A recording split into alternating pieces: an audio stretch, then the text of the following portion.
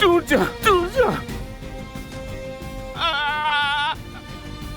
आदिल से मेरी शादी कभी नहीं हो सकती। ज़मरुद, मुझे डर था कि तुम नहीं आओगे। मैं तुम्हें कभी नहीं छोड़ूंगा, मैं हमेशा यहीं रहूंगा। मैं अम्मी को कैसे बताऊं कि आदिल साहब की भतीजे से मुझे मोहब्बत थी। मुझे माफ कर दो ज़मरुद। इजाजत दें तो इस्तीफा देना चाहती हूँ। आदिल साहब, नीचे कोई खातून नहीं है। हम इस दुनिया में बिल्कुल अकेले हैं।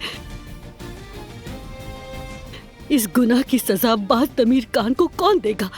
बॉस! अब क्या हो गया? किस किस्म के दरिंदे आदमी हो तुम? कर क्या रहे हो तुम यहाँ? लानत हो तुम पर।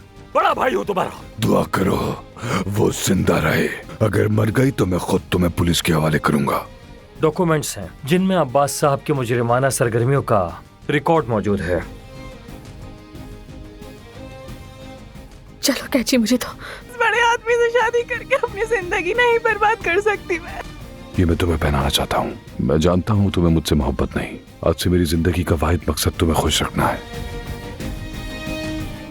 पता नहीं तुम्हारी वजह से और कितनी जाने जाएंगी। कल से इस कंपनी के मामलात मैं संभालूंगा। ये तो साफ साफ ऐलान जंग है।